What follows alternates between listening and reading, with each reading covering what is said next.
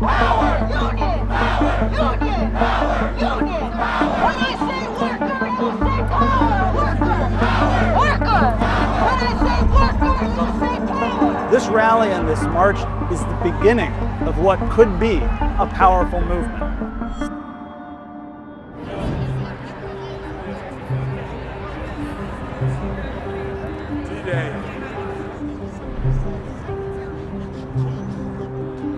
Holy cow, there's a lot of people here. Tell you what.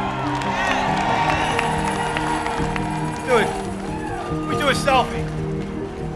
This demonstration, this rally, and this march, it's really incredible. It's like very exciting. You see this many people, particularly this many different people from different walks of life coming together around this like slogan of fighting the billionaire agenda, right? A politics that puts workers first.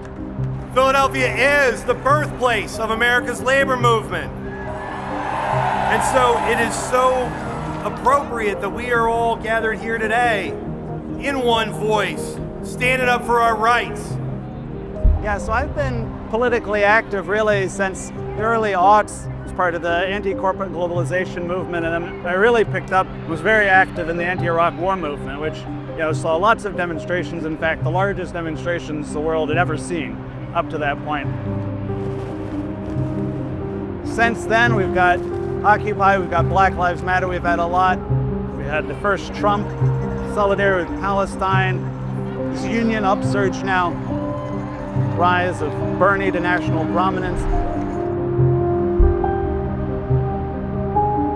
We are proud to stand in solidarity with Bernie.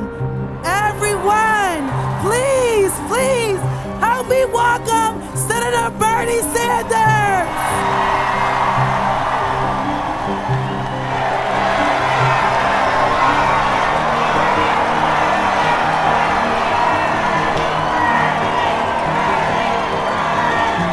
Thank you, Philadelphia! That was actually in 2017 is when I joined DSA. And I joined DSA because I saw for the first time in my adult life a socialist organization that was broad and that was big and that was really trying to wrestle with how we build power in this moment and like thinking new ideas and trying to unify people.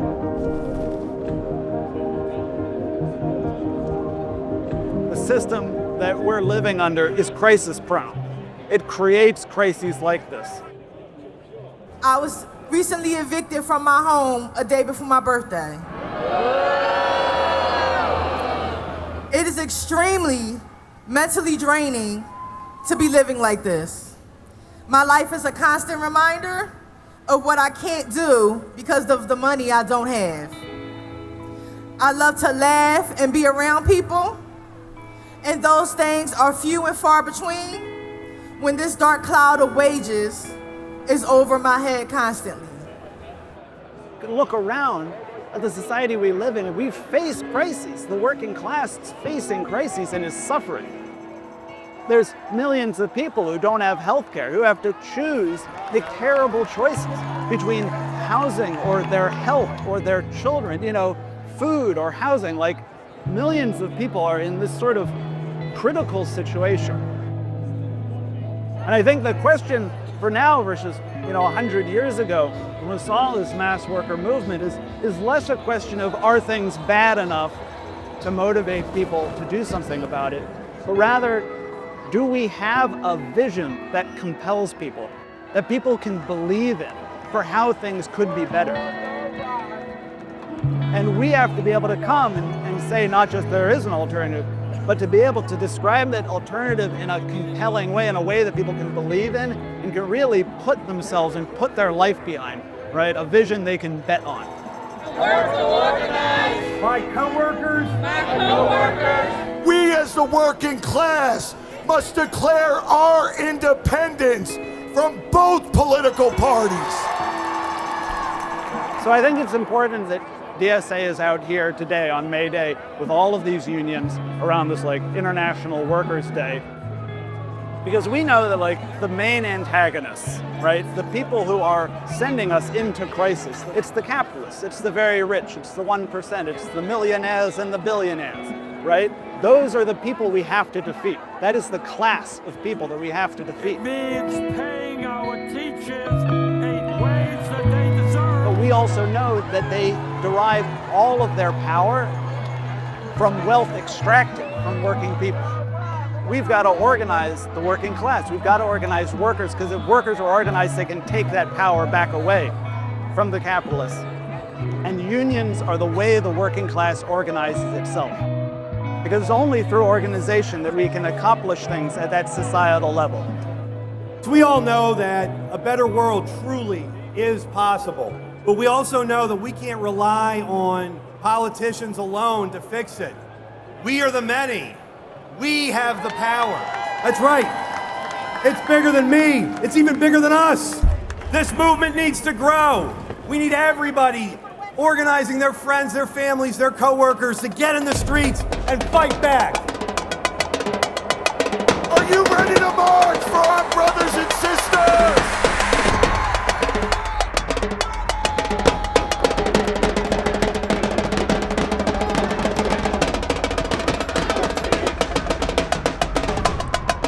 So here today,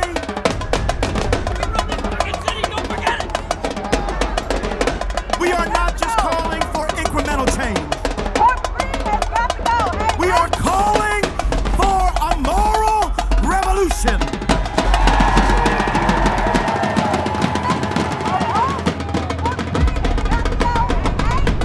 A revolution that says every worker deserves to thrive and not merely survive.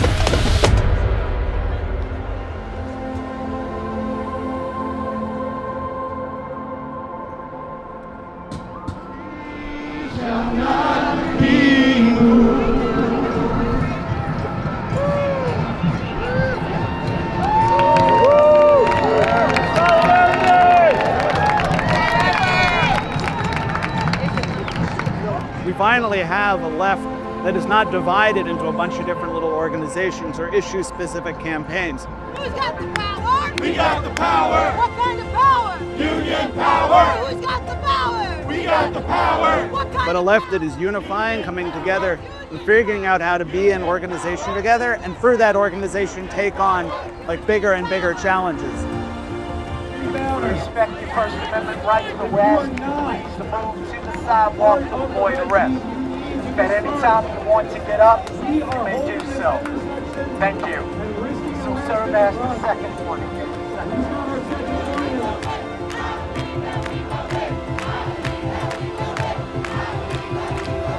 I believe that we will win. I believe that we will win. Union town, get up! Get down! Billy is a union town. Get up! Get down! Billy is a union town.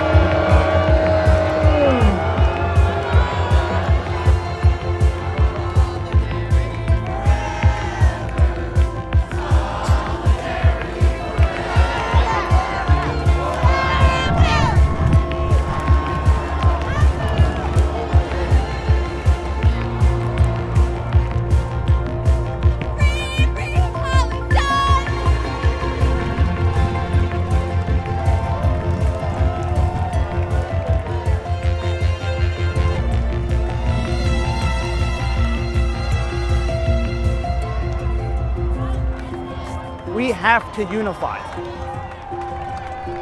That's what we have to do, and this march and this rally is a sign that we are beginning to unify.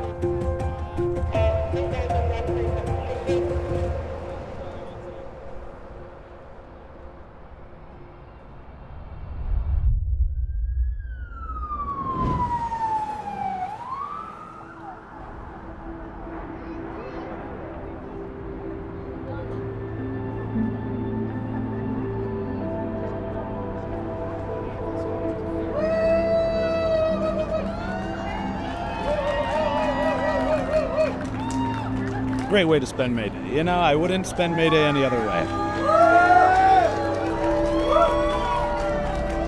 You know, I feel a little closer to the people that I was trapped in a bus with. But I think with this sort of action, we don't really know what it's done until later. The real test of how effective this action has been will be whether or not that unity can be preserved, building power and winning power, bringing that alternate vision and that alternate program to life. A promising jumping off point is a good start, and the real test is to see how we can all work it going forward.